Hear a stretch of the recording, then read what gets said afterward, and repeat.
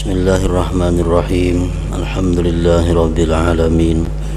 Wa bihi nasta'in ala umurid dunya waddin.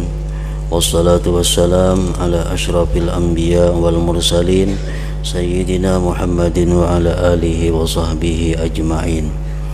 Qala al-musannif al-imam hujjatul Islam Abu Hamid Muhammad bin Muhammad al-Ghazali rahimahullah wa nafa'ana bi ulumi.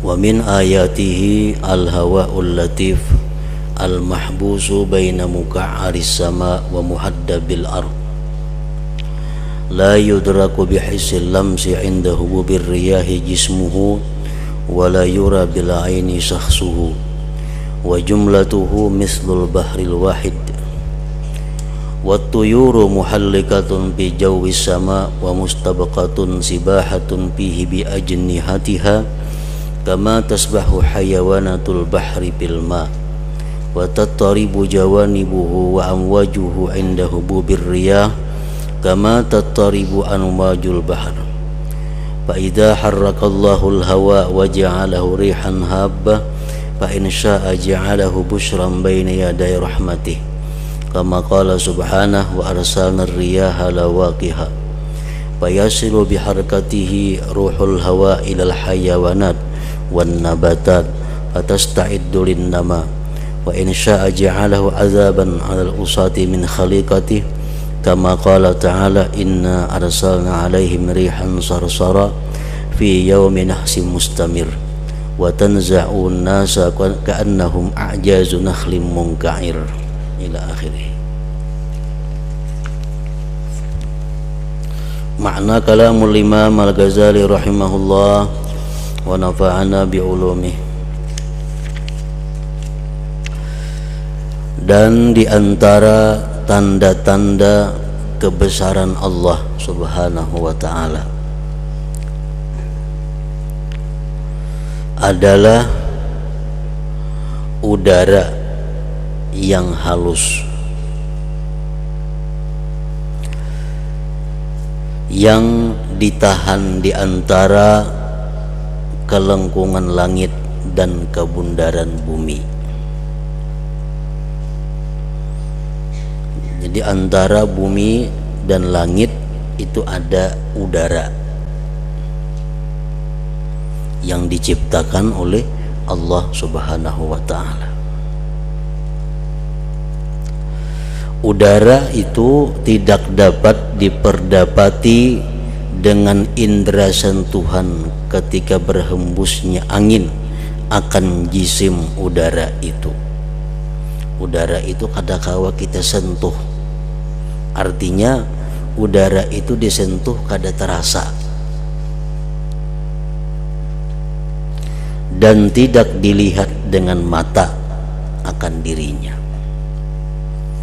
Padahal antara langit dan bumi ini adalah udara, tapi udara itu diciptakan Allah sedemikian rupa sangat halus sehingga kada bisa disentuh dengan indera sentuhan dan kada bisa dilihat dengan indera mata. Namun demikian udara itu adalah merupakan sesuatu yang sangat penting, yang sangat pokok bagi kehidupan manusia khususnya.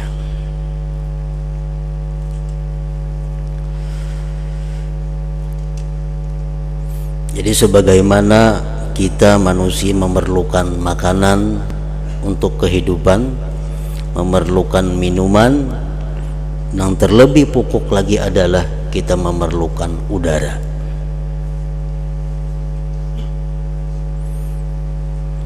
Di antara makanan, minuman, dan udara itu yang paling penting adalah udara. Karena dalam keadaan normal manusia itu paling bisa bertahan 8 menit kalau tanpa udara. Habis itu bisa mati. Umpamanya kita picik hidung kita, tutup mulut kita, jangan ada masuk keluar, itu paling tahan 8 menit. Coba kan 8 menit. Bila hidup itu harap manusianya. Nah, jadi kalau kita membutuhkan udara lebih daripada membutuhkan minuman dan makanan. Kalau kita kadang minum mungkin tahan dalam hitungan beberapa jam. Kalau makanan mungkin kita tahan dalam hitungan hari. Manusia masih hidup tanpa makan 2-3 hari. Tapi kalau tanpa udara, nah manusia paling mampu bertahan dalam hitungan menit. Contohnya macam orang digantung, macam orang bergantung, itu tersumbat daripada udara. Nah, orang yang mati bergantung itu paling lambat 8 menit. Ya sudah digantung itu. Nah, udara yang diciptakan Allah Subhanahu wa ta'ala adalah merupakan tanda ayat yang menunjukkan kebesaran Allah Subhanahu wa ta'ala. Diyakini keberadaannya udara itu, namun kada bisa disentuh dan kada bisa dilihat.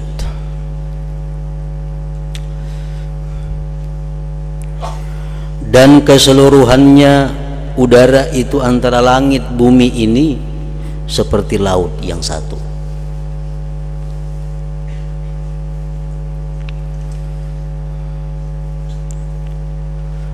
Burung-burung itu berkeliling padanya di udara dengan sayap-sayapnya,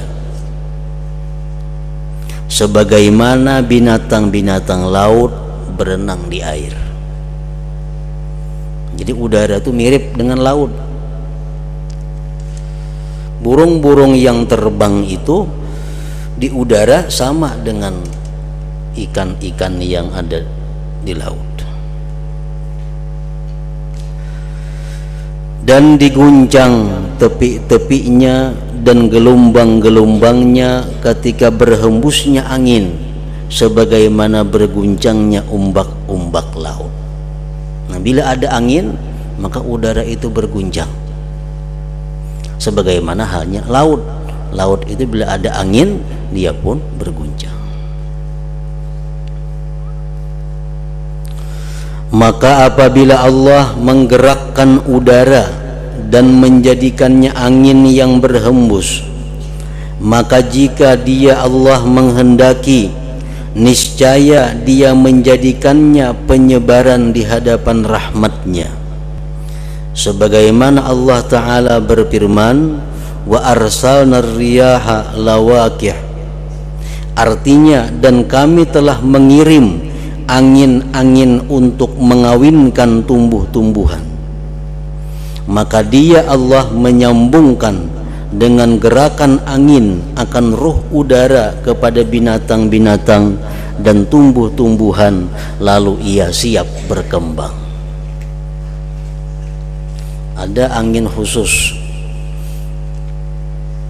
yang biasanya adanya di negeri Arab, disebut angin samum. Nah, angin samum itu dia bertiup, berfungsi untuk mengawinkan kurma.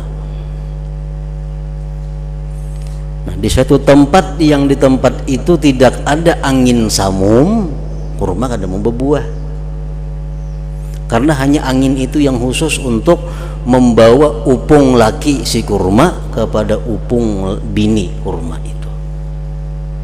Itu ada musim-musim tertentu di mana Allah mengirim angin yang namanya samum. Itulah yang mengawinkan antara dua pohon kurma laki dan bini itu. Nah, jadi melalui angin itulah perkawinannya pohon-pohon itu. Dan ada pula binatang-binatang yang perkawinannya melalui udara itu, kada bersentuhan. Allah mengirimkan angin sehingga binatang yang perempuan itu beranak pinak. Nah, itu angin yang sifatnya adalah rahmat daripada Allah Subhanahu wa ta'ala. Wa arsalna riyah lawaqih. Dan kalau Dia Allah menghendaki, maka Dia menjadikan angin itu azab atas orang-orang yang maksiat daripada makhluknya. sebagaimana Allah Ta'ala berfirman, inna arsalna alaihim rihan sarsaran fi yawmi nahsim mustamir tanzi'un nas ka'annahum a'jazu nakhlim munka'ir. Sesungguhnya kami telah menghembuskan kepada mereka kaum Ad, kaumnya Nabiullah Hud alaihi salam. Allah menghembuskan kepada mereka angin yang sangat kencang pada hari nahas yang terus menerus, yang menggelimpangkan manusia seakan-akan mereka tunggak pohon kurma yang tumbang. Di zaman Nabiullah Hud, Allah mengirim angin yang luar biasa kencangnya, sehingga manusia yang di zaman itu dikenal sangat besar dan sangat kuat, mereka pun tumbang, rabah dan meninggal. Nah, ini angin yang dikirim Allah merupakan azab terhadap mereka manusia yang ingkar kepada Allah Subhanahu wa Ta'ala.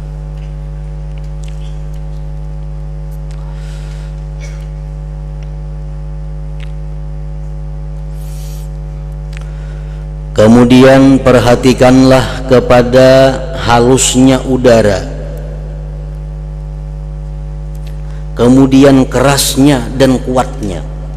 Nah, udara ini halus, daripada halusnya udara kadangkala disentuh, kadangkala dilihat, tapi ada nyatanya. Walaupun demikian, udara yang diciptakan Allah itu sangat kuat dan sangat keras.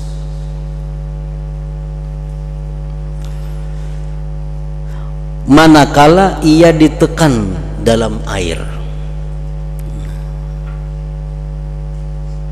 Sambungannya, benda yang ditiup angin yang dibawa oleh seseorang yang kuat untuk ditenggelamkan dalam air, niscaya orang itu lemah daripadanya. Macam pelampung. Nah, pelampung itu diisi dengan angin, udara di dalamnya. Kayak apa aja dinyalamakan dalam banyu, nya timbul. Kayak apa aja manikin kada mau tinggalamnya. Daripada kerasnya dan kuatnya itu udara. Padahal udara sangat halus, tapi kuat dan keras.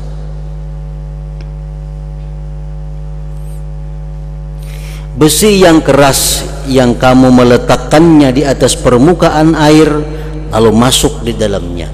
Kalau besi keras kita andak dalam banyu tinggalam. Nah, tapi kalau udara timbul, kadakawa dimasukkan ke dalam banyu, daripada saking kerasnya dan kuatnya itu udara. Maka perhatikanlah bagaimana udara itu bergulung dari air dengan kekuatannya serta kehalusannya. Maka dengan hikmah inilah Allah Ta'ala menahan perahu-perahu di atas permukaan air itu. Kapal-kapal itu kada mau tinggalam karena ada udara yang menahannya. Begitu pula setiap yang berlubang yang di dalamnya ada udara itu tidak dapat menyelam dalam air. Karena udara bergulung, maksudnya enggan dari menyelam dalam air, maka ia tidak terpisah dari atap yang di dalam dari perahu. Lalu perahu yang berat itu tetap beserta kuatnya dan kerasnya udara tadi, bergantung di udara yang halus. Jadi kapal-kapal nang ganal-ganal, perahu-perahu kita lihat itu sebenarnya bergantung di udara, nang kada kelihatan, sehingga kapal-kapal itu kada tinggalam di dalam banyu.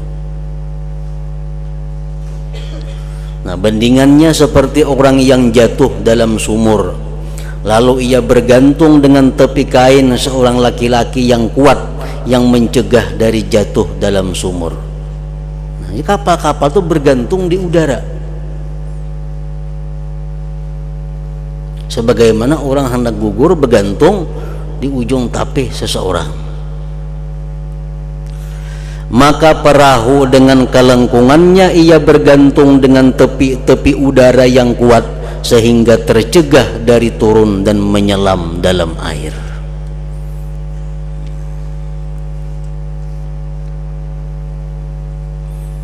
Nah, sebagian manusia hanya bisa melihat perahu atau kapal itu berjalan di atas air. Sebagian kita hanya melihat bahwa kapal itu berjalan di atas banyu. Nah, kalau pandangan kita hanya sampai di situ, maka tidak ubahnya, tidak bedanya kita seperti binatang-binatang melata lainnya. Sama dengan sapi, dengan kambing yang melihat kapal berjalan di atas air.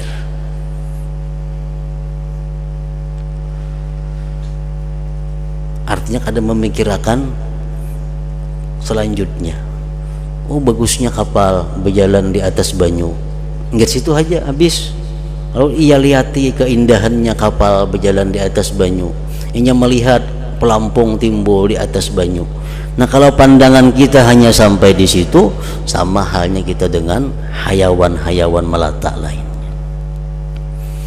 Ada sebagian lagi manusia yang melihat kapal berjalan di atas air, lalu dia mengetahui sebab-sebab musababnya, lalu dia mengatakan bahwa kapal itu berjalan di atas air karena ada udara yang mencegahnya kapal itu tenggelam. Nah, kalau kita berpikiran hanya sampai di situ, maka kita lebih baik daripada binatang, tapi belum sampai kepada orang yang berakal. Itu kapal bisa berjalan di atas banyu, bisa kada tinggalam karena ada udara yang meimbanginya, ada udara yang menahannya. Sampai di situ pemikiran kita.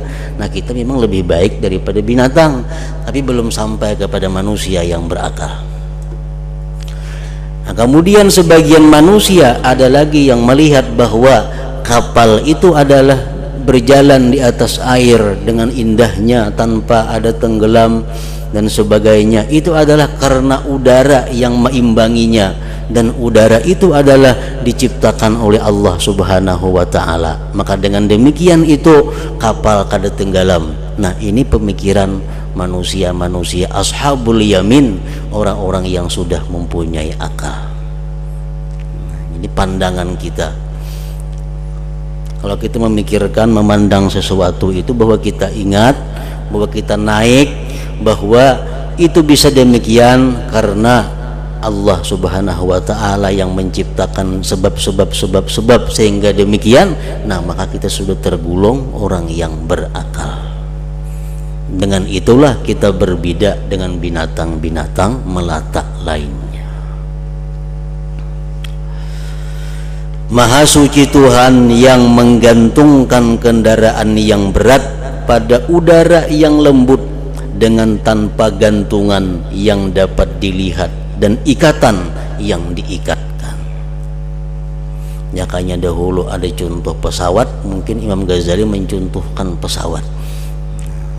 Bagaimana pesawat itu bisa melayang, terbang di udara tanpa digantung oleh sesuatu. Itu semua adalah karena udara, dan udara itu diciptakan oleh Allah Subhanahu wa ta'ala. Nah, kalau kita melihat sesuatu, di ujungnya kita ingat bahwa itu adalah ciptaan Allah, nah itu artinya kita termasuk golongan manusia hayawanun natik, manusia hayawan yang bisa berpikir.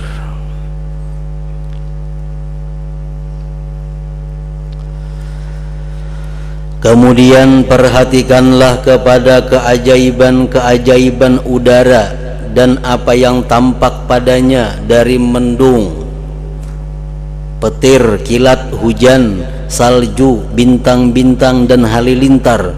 Maka itu adalah keajaiban-keajaiban yang di antara langit dan bumi.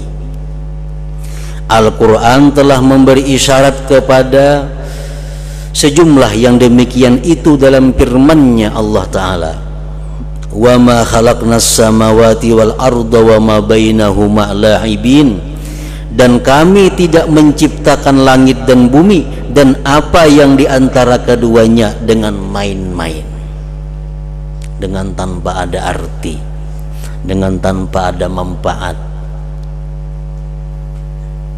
Maha suci Allah, maha suci Tuhan menciptakan sesuatu tanpa ada manfaatnya. Dan ini adalah yang berada di antara langit dan bumi, petir, hujan, kilat dan sebagainya tadi.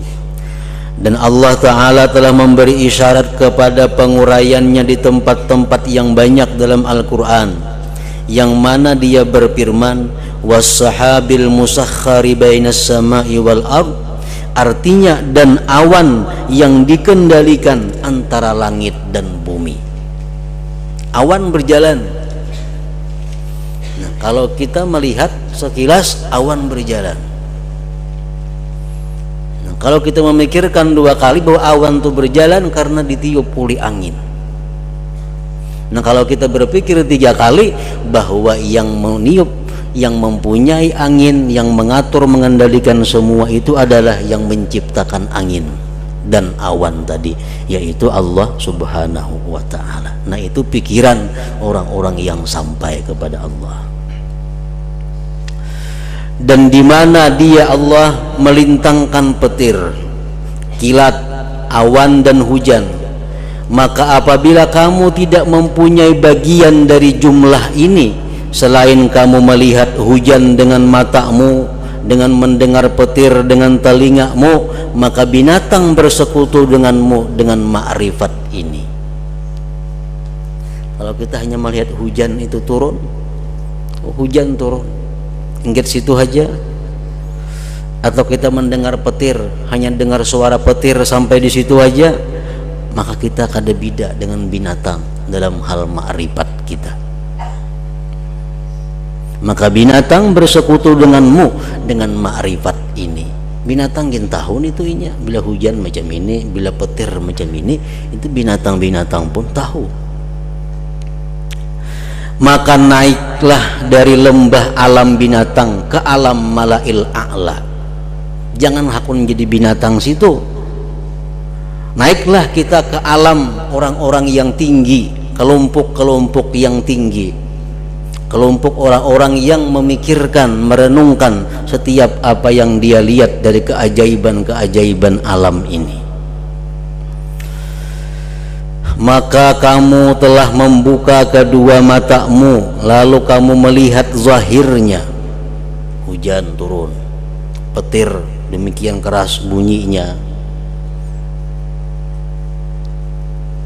Maka pejamkanlah kedua matamu yang zahir dan pandanglah dengan mata hatimu yang batin,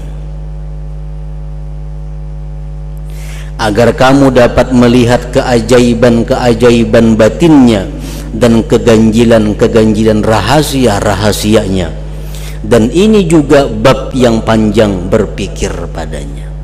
Ini termasuk bahan untuk tafakkur, termasuk jalan untuk mendapatkan ibadah yang sangat besar nilainya.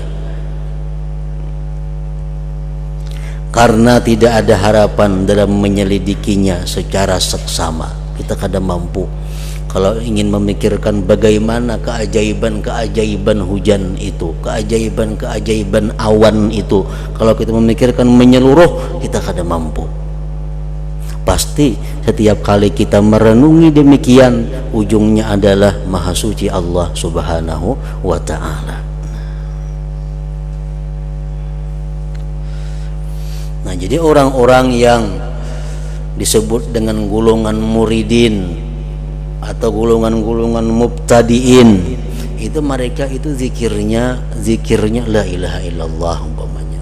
Dia berzikir 10.000 sehari atau lebih, la ilaha illallah, kemana-mana mau tasbih, mau katikan menghitung zikirnya. Nah, kalau orang-orang yang sudah melewati kedudukan itu, maka zikir mereka itu bukan hanya la ilaha illallah.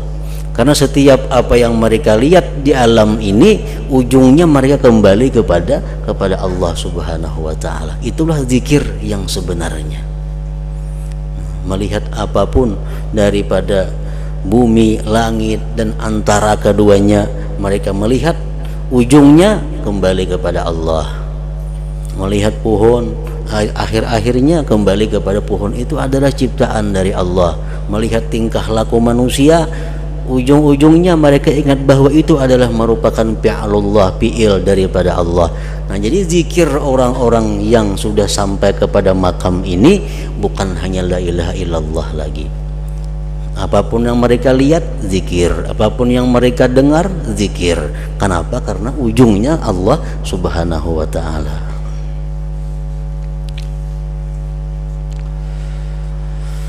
Maka pikirkanlah pada awan yang tebal, yang gelap. Bagaimana kamu melihatnya si awan itu berkumpul di udara yang bersih, yang tidak ada kekeruhan padanya. Dulu udara bersih, kalinya timbul awan hitam.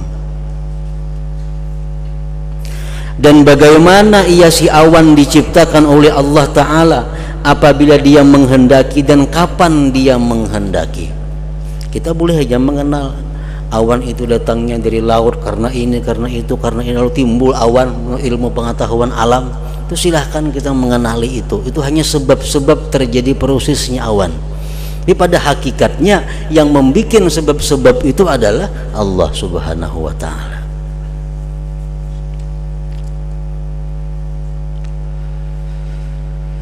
Awan itu beserta kelembutannya adalah membawa air yang berat dan menahannya di udara langit sampai diizinkan oleh Allah dalam melepaskan air. Jadi awan itunya kan ada sembarang menurunkan air kalau belum ada izin dari Allah. Begitu awan diberi izin oleh Allah untuk menitiskan air, maka hujan terjadi. Dan memotong-motong titisan-titisan yang setiap titisan itu dengan kadar yang dikehendaki oleh Allah dan menurut bentuk yang diinginkannya. Karena hujan itu berupa titisan-titisan. Hujan itu berjalur-jalur. Allah menciptakan hujan sedemikian rupa seperti yang kita lihat itu bukan main manfaat dan hikmahnya. Coba kita bayangkan kalau awan itu diizinkan oleh Allah tumpah sekaligus, rumah hancur. Banyu itu dituang, sadrum langsung blang dari atas umpamanya. Pohon-pohon yang halus rabahan, bani habis matian. Tapi Allah menurunkan hujan, memerintahkan awan itu menitiskan hujan dengan demikian titisan-titisan untuk menyelamatkan yang ada di muka bumi ini, sehingga pohon-pohon halus kada tedangar rabah karena hujan, rumah kada runtuh nang karena hujan. Rumah runtuh itu karena angin ribut tuh lain lagi. Nah kalau karena hujan kada ada rumah runtuh, karena hujan kada ada pohon rabah, karena hujan kada ada pohon nang mati. Karena awan itu sudah diatur oleh Allah untuk menitiskan air sedemikian rupa.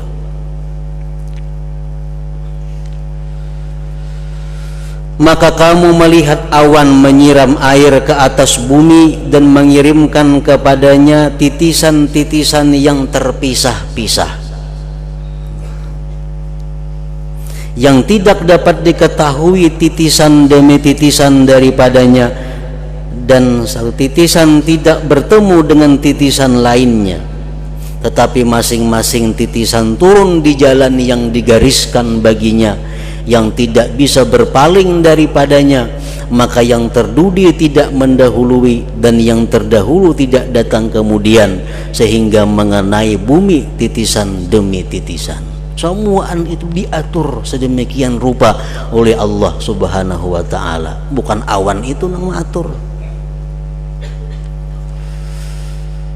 Nah, jadi kalau kita melihat bahwa hujan itu pun kalau kita melihat dengan benar, maka hujan itu bisa merupakan zikir kita kepada Allah Subhanahu wa ta'ala.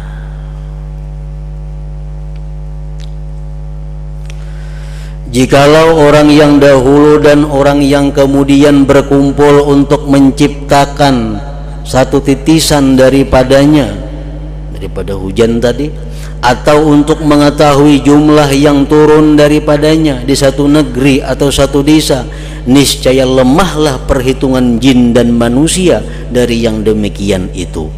maka tidak mengetahui bilangannya selain orang yang mengadakannya, menciptakannya, Allah Subhanahu wa ta'ala. Berapa kubik kira-kira hujan turun yang diperlukan pada hari itu? Nah, ukurannya itu hanya Allah yang mengetahui. Andai kata berkumpul manusia dan jin di seluruh dunia dari sejak dahulu sampai sekarang berkumpul untuk meneliti berapa kira-kira titisan yang terjadi, yang turun dari awan ke bumi, berapa jumlah airnya, maka mereka kada akan mampu menghitung demikian. Kemudian setiap titis daripadanya itu ditentukan bagi setiap bagian dari bumi dan bagian setiap hewan di bumi dan burung, binatang liar, semua binatang, serangga dan binatang yang melata, tertulis atas titisan itu dengan tulisan Tuhan yang tidak dapat dilihat dengan penglihatan zahir. Titisan itu ada tulisannya. Jadi di hujan-hujan itu ada tulisan, ini untuk rezekinya binatang anu, ini untuk rezekinya pohon-pohonan, ini untuk rezekinya tanam-tanaman, ini untuk rezekinya ulat-ulat dan binatang liar lainnya. Cuma tulisan itu kada dilihat dengan mata zahir kita. Bahwa titisan ini rezeki ulat anu yang berada di daerah gunung anu, yang sampai kepadanya ketika ia haus pada waktu anu. Ini beserta apa yang ada pada terjadinya isi yang keras dari air yang halus dan pada bertebarannya salju-salju seperti kapas yang tersebar dari keajaiban-keajaiban yang tidak dapat dihitung. Semua itu adalah karunia dari Yang Maha Perkasa, Yang Maha Kuasa, dan paksaan dari Yang Maha Pencipta dan Maha Perkasa. Awan kada bisa berpaling daripada perintah Allah untuk menghujani daerah sini. Kada bisa awan tuh yang berpaling. Misalnya Allah menentukan hujan, awan menurunkan hujan di daerah sini, awan kada hakun, kada kawan. Yang tidak ada bagi seorang makhluk bersekutu padanya dan tidak ada tempat masuk. Kalau kita mengurus lawan Tuhan, mengatur itu kada ada jalannya. Bahkan tidaklah bagi orang-orang mukmin dari makhluknya Allah melainkan ketenangan dan ketundukan di bawah keagungannya Allah dan kebesarannya Allah Subhanahu wa ta'ala.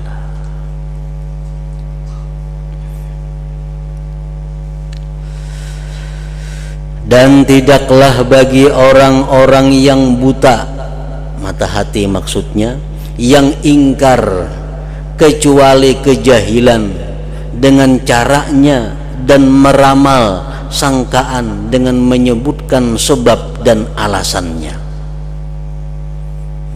Sebagian orang-orang yang buta mata hatinya, dia akan meramalkan hujan ini.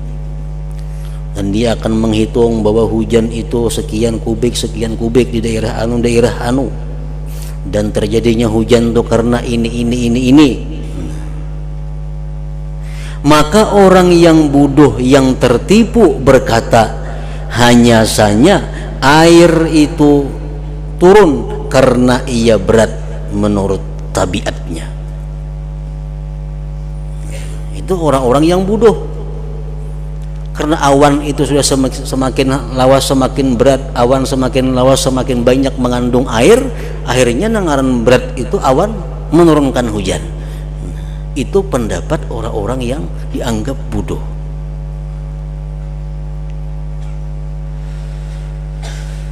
Maka orang yang bodoh yang tertipu berkata, hanya saja air itu turun dari awan ke bumi karena air itu berat menurut tabiatnya.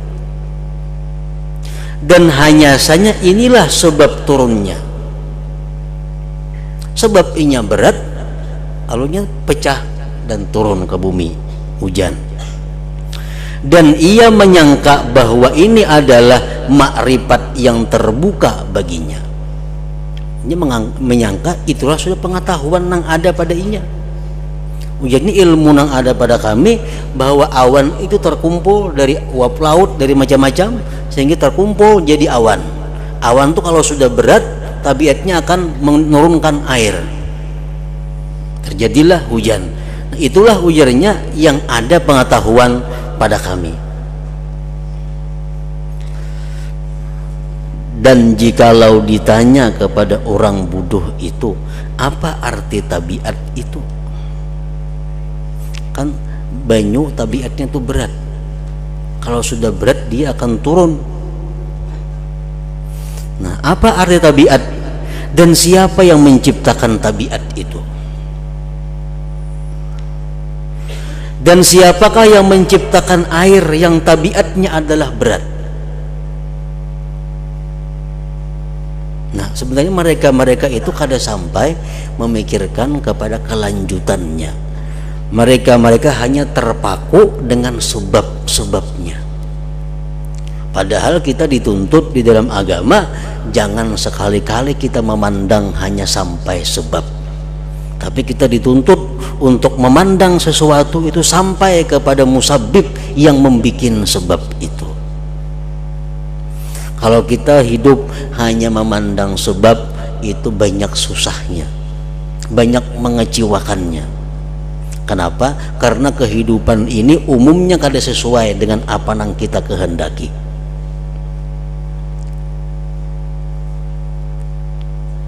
Keadaan yang ada pada kita ini rata-rata umumnya kada sesuai dengan apa yang kita kehendaki. Nah, kalau kita semata-mata memandang kepada sebabnya aja, akan membuat kita kada nyaman. Nah, untuk melapangkan hati, maka pandanglah seterusnya, jangan hanya sebab, tapi pandanglah musabbib yang membuat sebab itu. Kita bisa diberi sesuatu. Nah, kita diberi sesuatu, itu ada sebab. Ada orang yang mengantarkan, yang memberikan. Nah, orang ini adalah sebab. Tapi ada lagi di atasnya musabbib yang membikin sebab. Ada lagi Allah musabbib yang membikin sebab, yang membuat hati orang ini terbuka untuk memberikan kepada kita. Nah, ini musabbibnya. Jadi kalau orang memberikan sesuatu kepada kita, kita jangan hanya memandang kepada orang itu, karena orang ini hanya sebab. Yang lebih penting kita pandang di atasnya Allah selaku musabbib, karena Allah lah yang menyebabkan, yang membuat orang ini terbuka hatinya untuk memberikan sesuatu kepada kita.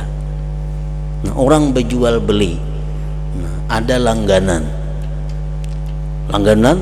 nukar lawan kita, menguntungkan. Kalau kita senang dengan langganan tadi, suka dengan langganan tadi, menjaga langganan agar tetap berjalan terus menerus. Nah, padahal langganan itu hanya adalah sebab datangnya rezeki kepada kita. Kalau kita hanya memandang langganan ini, kita akan susah.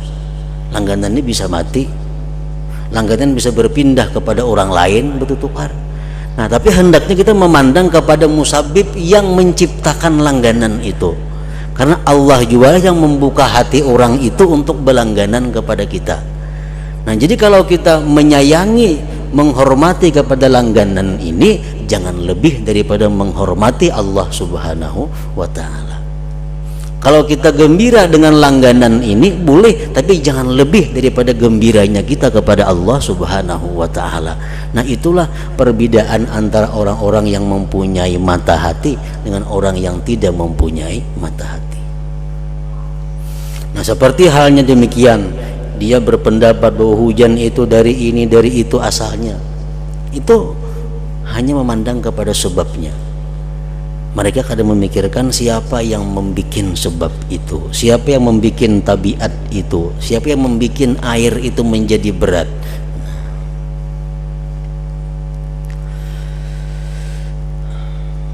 Dan siapakah yang menciptakan air yang tabiatnya adalah berat? Dan apa yang menaikkan air yang dituangkan pada bawah-bawah pohon ke atas-atas dahan? Kalau air itu tabiatnya turun karena ini berat, siapa yang menaikkan air di pohon-pohon itu? Kan pohon itu di atasnya ada banyu, pohon yang hidup tuh. di atasnya pasti ada banyu. Siapa menaikkan banyu itu? Sedangkan air tabiatnya turun umpamanya. Nah, siapa yang menaikkan air ke atas pucuk pohon itu?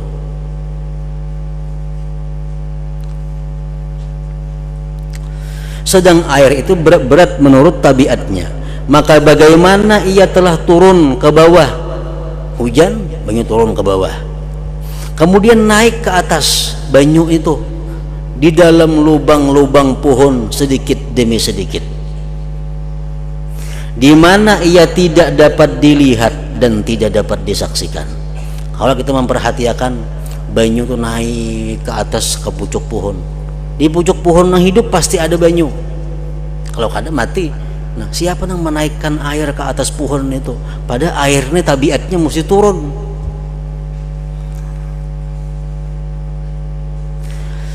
Nah, di mana ia tidak dapat dilihat dan tidak dapat disaksikan, sehingga tersebar pada semua sisi daun-daun, lalu memberi makanan kepada setiap bagian dari tiap-tiap daun dan mengalir kepadanya dalam lubang-lubang urat yang seperti rambut lagi kecil, yang memberi minum kepada urat yang menjadi asal daun. Nah, urat daun itu ada urat-uratnya, lihat aja, itu tempat jalannya air. Kemudian dari urat yang besar yang memanjang sepanjang daun berkembang urat-urat kecil, maka seolah-olah yang besar itu sungai, dan yang bercabang daripadanya adalah anak-anak sungai. Kemudian dari anak-anak sungai itu bercabang jalan air yang lebih kecil daripadanya. Kemudian daripadanya tersebar benang laba-laba yang halus yang keluar dari diperdapati oleh penglihatan, sehingga terhampar pada semua lintangan daun. Maka air pada lubang-lubangnya sampai kepada bagian-bagian daun untuk memberi makan kepadanya, mengembangkannya, menghiasinya, dan mengekalkan kelembutan dan kehijauannya. Dan begitu pula kepada sekalian bagian-bagian buah-buahan. Maka jikalau air bergerak menurut tabiatnya ke bawah, maka bagaimana ia dapat bergerak ke atas? Berarti bukan air yang bisa turun naik itu, ada yang menurunkan, ada yang menaikkan. Kita kada boleh mengatakan sebab memberi bekas kafir, tabiat memberi bekas kafir. Yang benar yang memberi bekas hanya musabbib, Allah subhanahu wa ta'ala. Jadi kalau air itu turun ke bawah, Allah yang menurunkan, bukan tabiat air. Buktinya apa? Air bisa naik ke atas pohon, siapa yang menaikkan?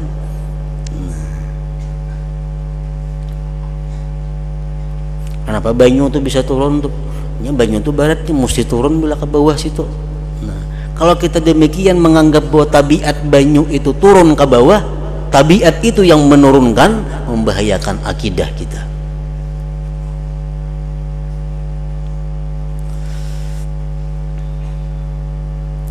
Maka jikalau air bergerak menurut tabiatnya ke bawah, maka bagaimana ia dapat bergerak ke atas?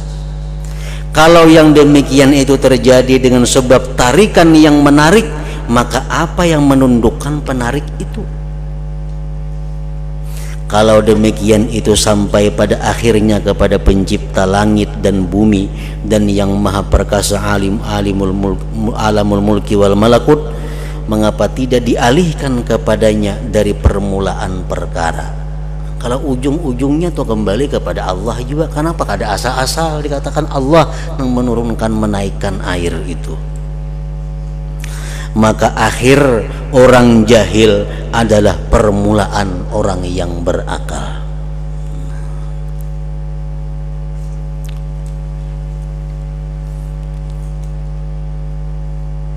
Orang yang berakal itu langsung dia melihat Allah terlebih dahulu, hanya melihat sebab-sebab ciptaan Allah.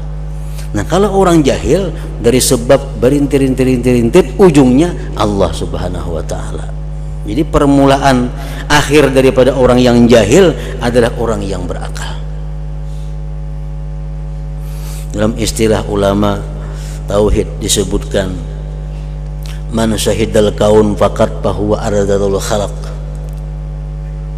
orang yang hanya menyaksikan makhluk semata tanpa menyaksikan Allah subhanahu wa ta'ala, maka itulah paling hina makhluk. Orang yang hanya melihat alam semesta, orang yang hanya melihat sebab semata-mata tanpa ada meneruskan kepada yang menjadikan sebab. Melihat perbuatan si B itu bang, dilihatnya melihat ada ini tuh bang, kadang seterusnya kadada, itu paling rendah makhluk. Nah, wa man syahidal kaun tsummal mukawwin bahwa min ashabil yamin. Orang yang melihat sebab, orang yang melihat alam, tapi ujungnya dia ingat kepada Allah, itu sudah masuk dalam golongan ashabul yamin. Ini sudah bagus artinya. Yang melihat kejadian-kejadian sebab ini, ujarnya, tapi ujarnya samuan itu adalah kehendak yang menjadikan sebab Allah subhanahu wa ta'ala. Nah, artinya orang ini kalau melihat kelakuan si B, si C, dia marah karena dipandangnya kelakuan si A itu melulu, tapi sudah 2-3 jam hanya sadar, oh dari Allah subhanahu wa ta'ala juga. Tapi 2-3 jam hanya sadarnya bakalahian sudah orang. Nah, ini sudah masih baik, ini ashabul yamin. Tapi kalau ada dendam, karena ujung-ujungnya dia ingat bahwa itu adalah kehendak Allah, itu adalah perbuatan Allah, cuma lambat prosesnya sampai ke situ. Nah, ini orang sudah ashabul yamin. Nah, orang ini mau bersifat marah melampau batas, tapi kadang mau dendam. Nah, kalau nang mau dendam, mau marah, itu orang yang hanya melihat ingat sebab, titik. Nah, wa man syahidal mukawwin tsummal kaun fahuwal arif billah. Orang yang melihat, orang yang menyaksikan Allah terlebih dahulu, dia melihat sesuatu apapun, mendengar kabar apapun, dia Allah terlebih dahulu, hanya melihat sebab-sebabnya. Nah, itulah orang yang arif billah. Andai kata dia umpamanya diberi sesuatu, nah diberi sesuatu langsung alhamdulillah. Nah, ini orang arif billah. Dia menganggap bahwa yang memberi adalah Allah. Nah, sesudah itu hanya mendoakan yang memberi, jazakallah khair. Nah, hanya melihat kepada sebab. Ini orang yang arif billah. Melihat alam semesta, ingat dulu kepada penciptanya Allah, hanya meneliti kejadian alam ini. Kalau orang jahil, teliti dahulu, hanya ujungnya kepada Allah. Nah, itu perbedaannya. Nah, kalau kita ashabul yamin, diberi orang, jazakallah khair. Nah, kita melihat orangnya yang memberi terlebih dahulu, sebab hanya ingat kepada Allah. Jazakallah khair, alhamdulillah. Hari terima kasih. Biasa kita hanya alhamdulillah. Kita ingat melihat orang yang memberi terlebih dahulu, hanya ingat kepada Allah. Yang lebih baik lagi adalah kita melihat Allah lebih dahulu, hanya melihat orang ini. Begitu diberi orang, alhamdulillah, terima kasih banyak. Nah, itu lebih baik lagi. Karena melihat Allah lebih dahulu yang memberi, hanya melihat sebabnya.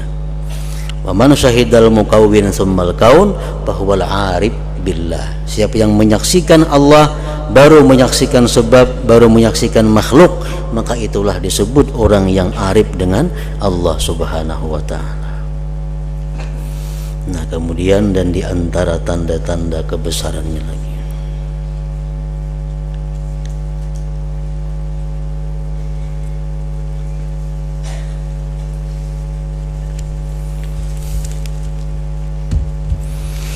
afdalul dzikri fa'lam annahu la ilaha illallah Muhammadur Rasulullah, la ilaha illallah Muhammadur Rasulullah, la ilaha illallah Muhammadur Rasulullah, la ilaha illallah, la ilaha illallah, la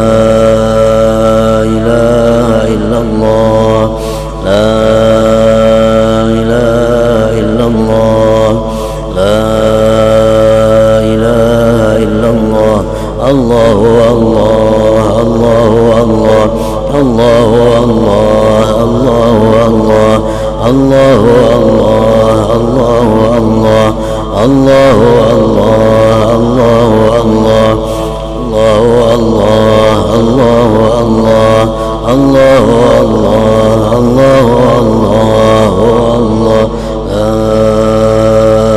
إله إلا الله محمد رسول الله لا إله إلا الله محمد رسول الله لا إله إلا الله محمد رسول الله لا إله إلا الله الفاتحة.